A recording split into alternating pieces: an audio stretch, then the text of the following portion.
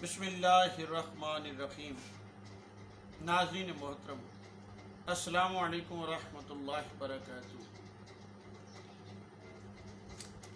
एक नज़्म आपके गोश गुजार करना चाहता हूँ।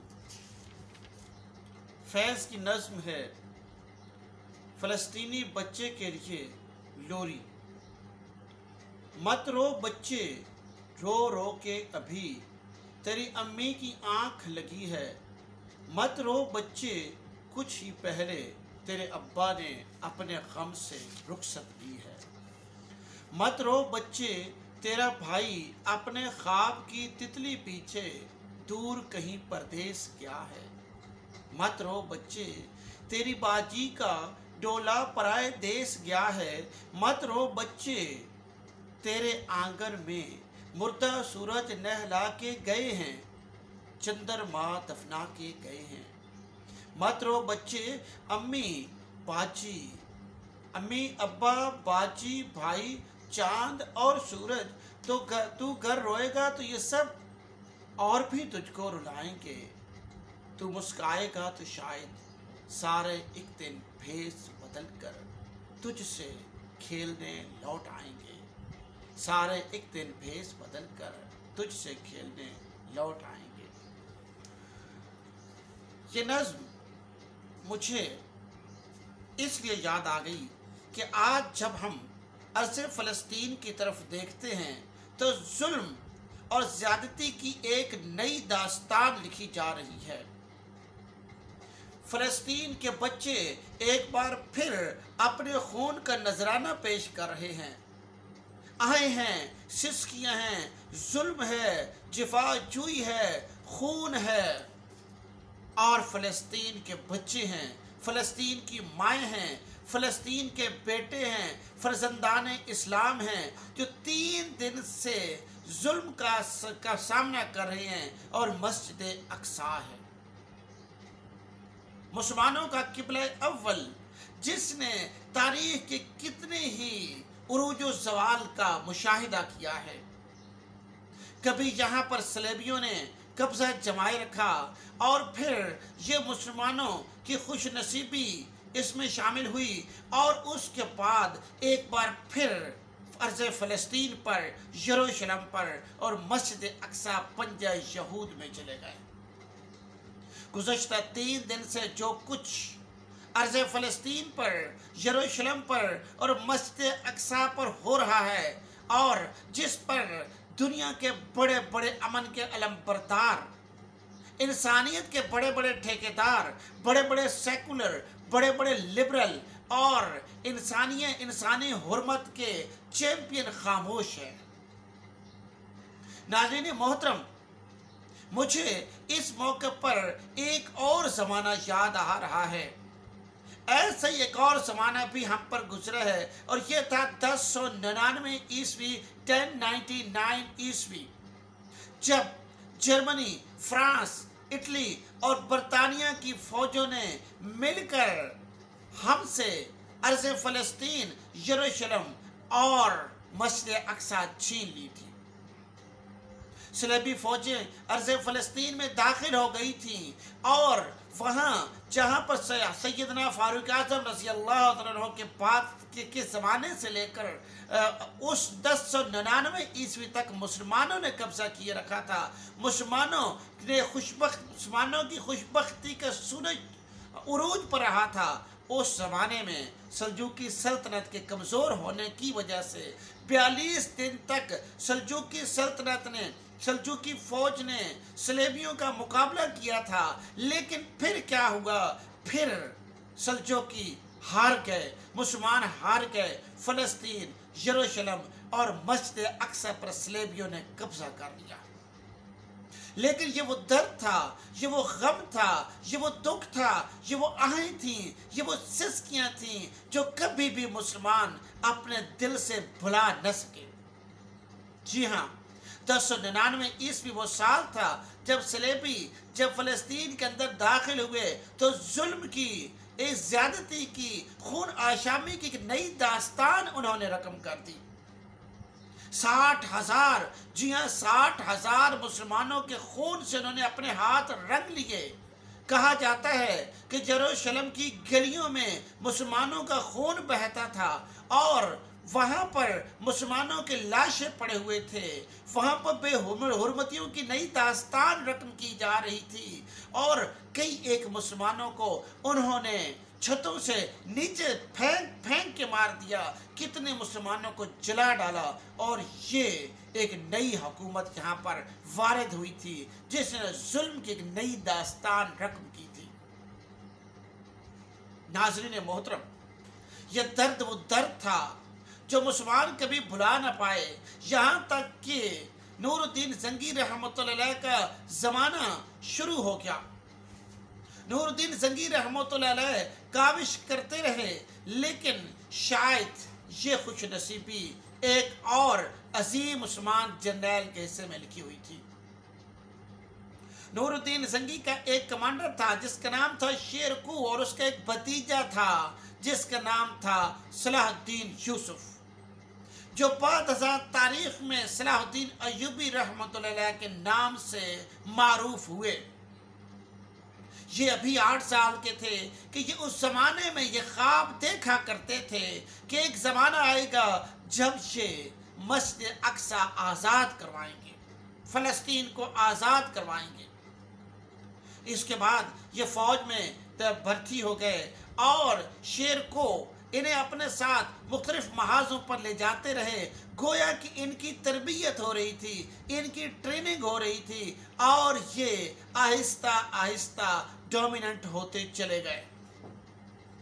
उसके बाद नाज़रीन मोहतरम 1175 का साल आने को था और उससे पहले मिस्र पर फातिमी हुक्मरान हुकूमत कर रहे थे। नूरुद्दीन ज़ंगी रहमतुल्लाह अलैह ने इन्हें बतौर कमांडर वहां पर यानी के मिस्र भेज दिया, कुछ कमक लेकर, कुछ मदद के लिए ये वहां पर पहुंचे। और जब ये वहां पर पहुंचे तो इन्हें फूलों की पत्तियां पेश की गई। इन्होंने कहा कि मैं फूलों की पत्तियां मसलने के लिए यहां पर नहीं आया। ये वो जमाना था जब मुसलमान आपस की चपकरश और आपस की लड़ाइयों की वजह से दस्तों करीबान थे और मिस्र पर फातिमी हुक्मरान हुक्मरानी कर रहे थे, जबकि बगदाद तक अब्बासी सल्तनत महदूद होकर रह गई थी।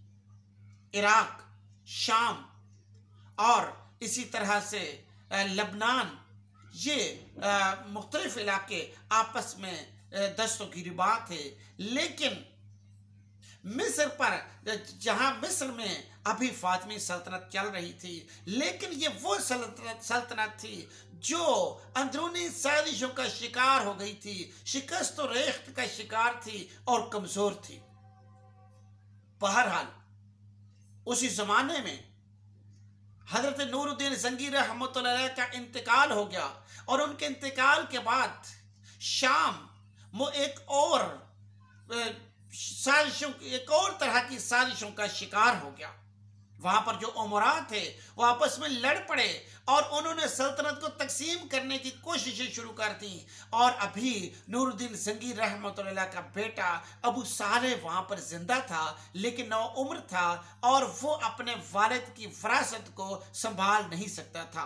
दूसरी तरफ मिस्र पर सुल्तान सलाहुद्दीन अय्यूबी रहमतुल्लाह अलैह बतौर गवर्नर मौजूद थे। फातिमी सल्तनत कमज़ोर थी। चुनांचे जब उन्होंने ये हालत देखी तो उन्होंने मिस्र में अपनी हुकूमत का ऐलान कर दिया। 1175 ईस्वी वो खुश नसीब साल है जब फातिमी सल्तनत का तख्ता उलट कर सुल्तान सलाहुद्दीन अय्यूबी रहमतुल्लाह अलैह ने मिस्र पर अपनी हुकूमत कायम की। उसके बाद उन्होंने देखा कि मुसलमान आपस में लड़ रहे हैं। चुनांचे 1177 ईस्वी में उन्होंने शाम पर हमला कर दिया। अबू सालेह ने वहां के उमरा का साथ दिया। चुनांचे सुल्तान सलाहुद्दीन अय्यूबी रहमतुल्लाह अलैह ने शाम की फौज को शिकस्त दी, शाम को अपने कलमरो में से दाखिल किया, इराक को अपने कलमरो में शामिल कर लिया। यूं लबनान, शाम, इराक, मिस्र, ये तमाम को इकट्ठा कर लिया और एक सल्तनत कायम कर दी। वो मुसलमान जो बगावत पर तैयार बैठे थे, उनको पैर दर पे शिकस्तें दी और यहाँ तक कि उन्हें अमन कायम करने के लिए तैयार कर लिया, उन्हें राजी कर लिया। तमाम मुसलमानों को की एक कॉन्फ्रेंस बुलाई गई, अमन कायम करने के लिए एक सुलहनामे पर दस्तखत कर दिए गए।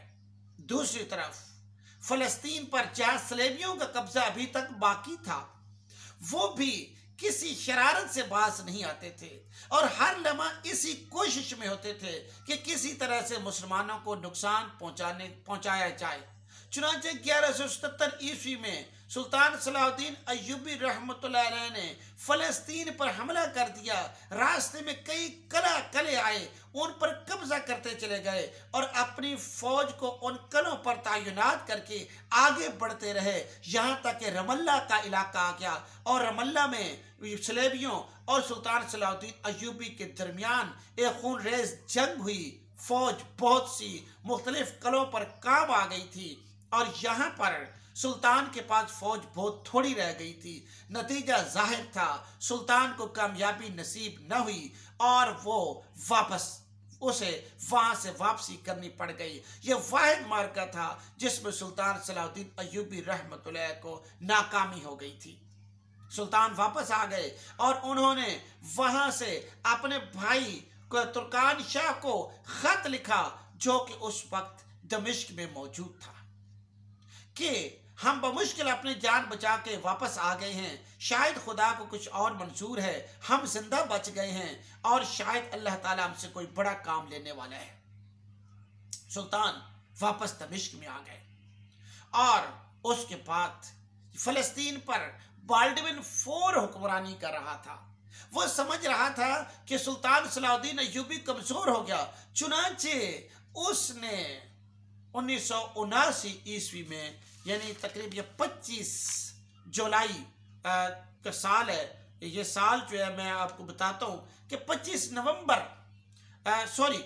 10 जून 1179 ईस्वी का साल है, जब उसने हमला कर दिया शाम पर और दमिश्क पर और सुल्तान ने डट कर मुकाबला किया और इतना शानदार मुकाबला हुआ इस मार्के में, बाल्डविन को शिकस्त हो गई और वो मजबूर हो गया अमन के सुलहनामे पर दस्तखत करने के लिए। चुनांचे ये सुलहनामे पर दस्तखत करके वापस लौटा। बाल्डविन, ये मार्का 1179 ईस्वी में बरपा हुआ था और ये वापस लौट आया, यहाँ तक कि 1185 ईस्वी का साल आ गया। ये अपने मुआहदे के ऊपर डटा रहा, ये वापस नहीं हुआ उस मुआहदे से, वे मुआहदे पर कायम रहा। 1185 ईस्वी में ये इसे कोढ़ का मरज लाहक हुआ, जिसके नतीजे में इसकी मौत वाक़ई हो गई और इसके बाद गायफ लुज़ाइलन वहां पर हुक्मरान बन गया। गायफ लुज़ाइलन एक ऐसा शख्स था जो मुसलमानों से नफरत करता था, मुसलमानों का खुला दुश्मन था और उसके जो बाकी सरदार थे, जो फौजी जर्नैल थे, वो इस बात को बखूबी जानते थे। नतीजा जाहिर है कि जो सलेबी सरदार हैं वो आपस से बाहर होने लगे और उन्होंने मुसलमानों को नुकसान पहुंचाने की हर तरह की कोशिशें शुरू कर दी और उन्हीं में से एक सरदार का नाम था रिनाल्ड ने ऐलान कर दिया कि वह नाउज़ुबिल्लाह हुजूर सरवर कायनात सल्लल्लाहु अलैहि वसल्लम के रोज़े पाक को शहीद करेगा और उसने इसकी अमली काविशें शुरू कर दी। उसने एक बहरी बेड़ा तैयार किया और एक अरब साहिली इलाके पर हमला आवर हो गया, मगर ये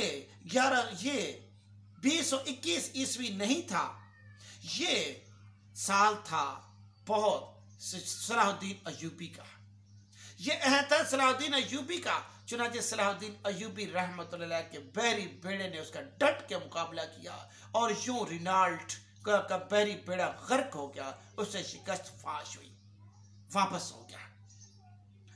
वापस होने के बाद हालांकि यहाँ पर सुल्तान के साथ उसकी सुलह हो गई थी और उसने अमन के जो सुलहनामा है उस पर दस्तखत कर लिए थे, लेकिन ये हो कैसे सकता है कि जो मुसलमानों के दुश्मन हैं वो अपने मुआहदे पर कायम रहे।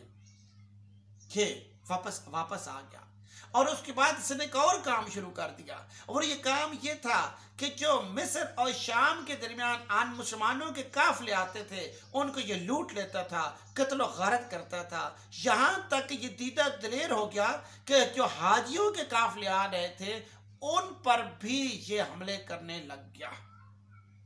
एक ऐसा काफिला आ रहा था जिसमें सुल्तान सलाहुद्दीन अय्यूबी रहमतुल्लाह अलैह की बहन शामिल थी।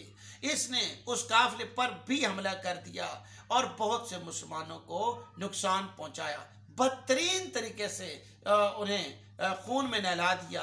अल्लाह की कुदरत, सुल्तान सलाहुद्दीन अय्यूबी की बहन जान बचा के सुल्तान तक पहुंचने में कामयाब हो गई।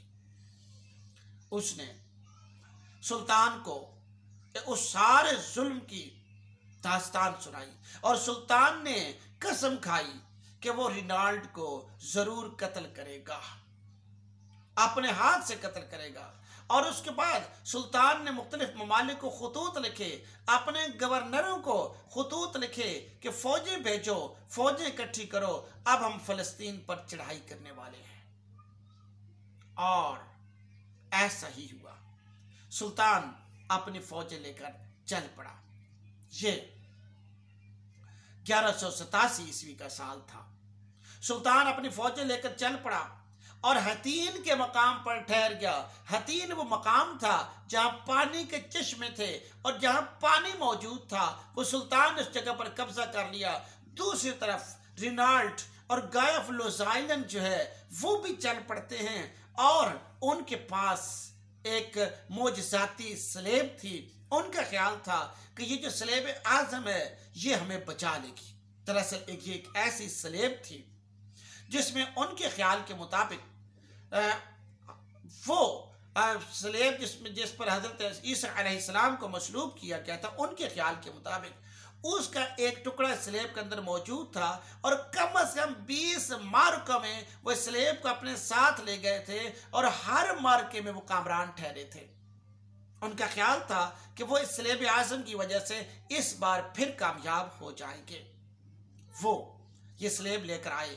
उन्हें रास्ते में मशवरा दिया गया कि 20 किलोमीटर का फासला तय करना है, रास्ते में कहीं पानी नहीं है, सहराई इलाका है, इस वजह से यहीं पर ठहर जाए। लेकिन गाय ऑफ लोज़ाइलन तो कुछ ज्यादा ही जोश में था, कुछ ज्यादा ही पुरजोश था और उसने कहा कि नहीं, हमारे पास स्लेब आज़म है और हम मुसलमानों के प्रतनाक शिकस्त देंगे। चुनाचे ये काफिला चलता रहा और जब ये काफिला हतीन पहुंचता है तो ये निढाल था, प्यास से बर्बाद हो रहा था, थकन से चूर था और लेकिन इसके बावजूद ये लड़ने पर बजिद थे।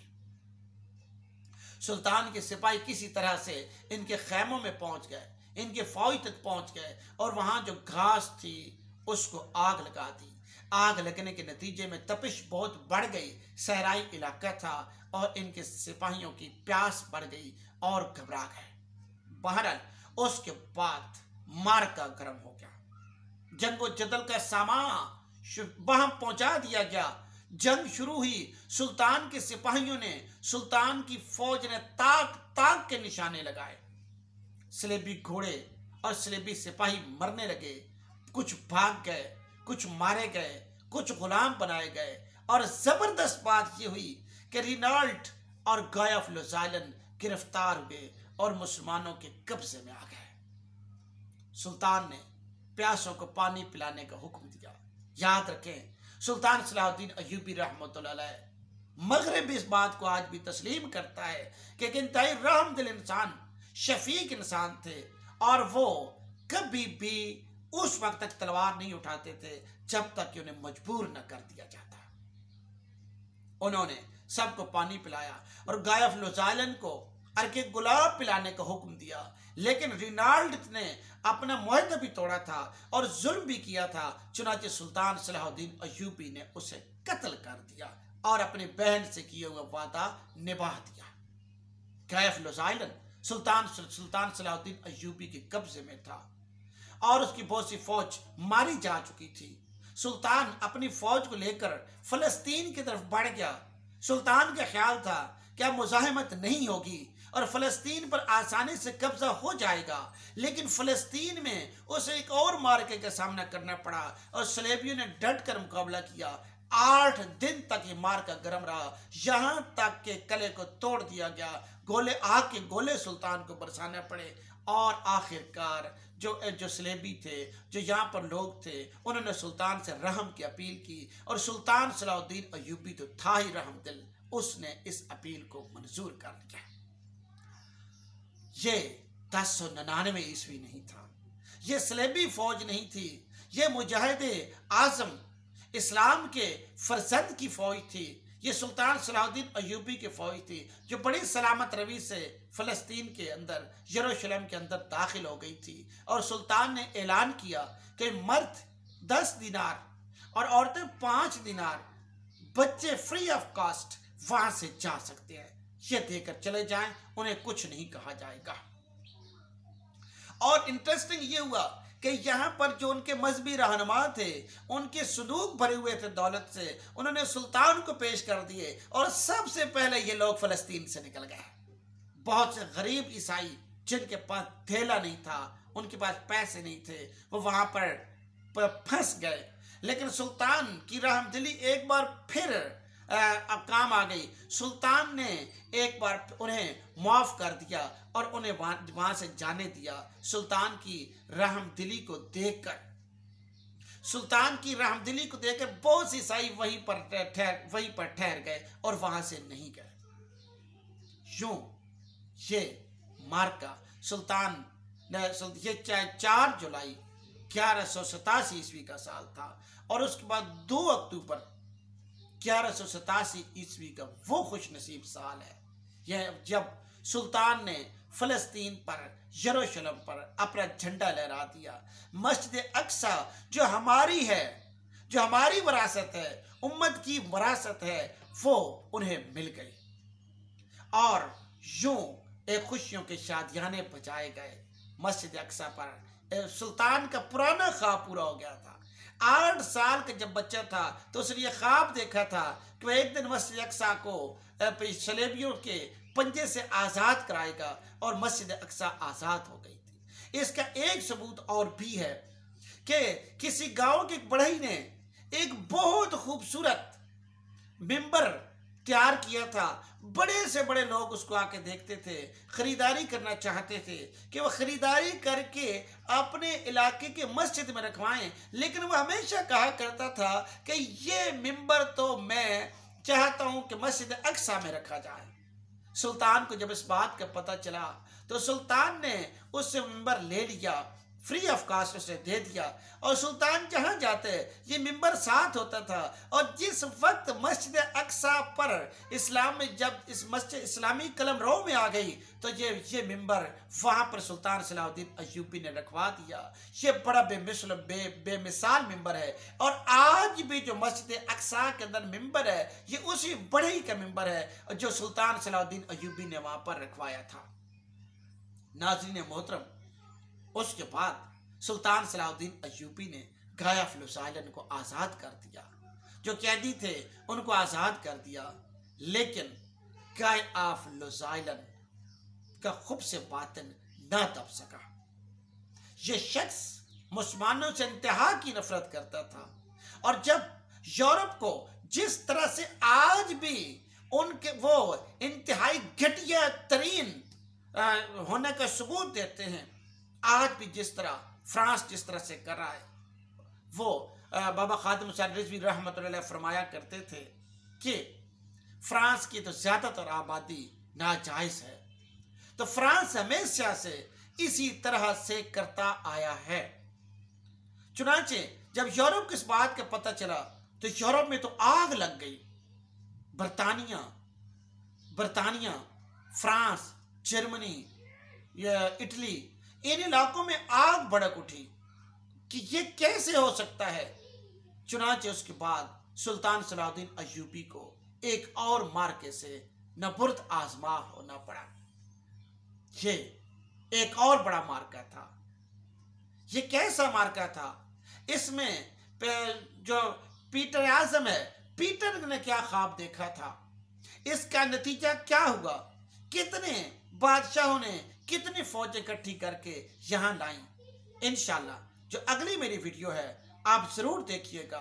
मैं आपको बताऊंगा कि किस तरह से सुल्तान सलाहुद्दीन अय्यूबी रहमतुल्लाह अलैह ने यूरोप का और अहले कुफ्र का डट के मुकाबला किया और नतीजा किस तरह से रहा। आज यहाँ तक मैं अपनी बात को रोकता हूँ।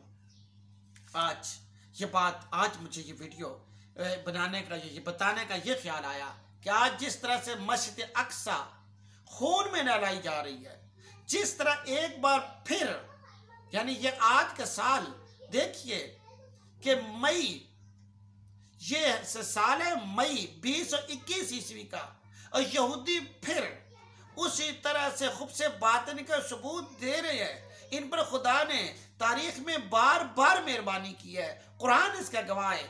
बने इसराइल पर कितनी मेहरबानियां की, लेकिन ये है ही ऐसा, ये ठीक हो नहीं सकते। आज फिर मस्जिद अक्सा पंजाई यहूद में है, आज फिर फलस्तीनियों का खून बहाया जा रहा है। लेकिन हमें 1187 ईस्वी को नहीं भूलना चाहिए, जब ठीक 88 साल बाद मुसलमानों ने मस्जिद अक्सा को वापस ले लिया था।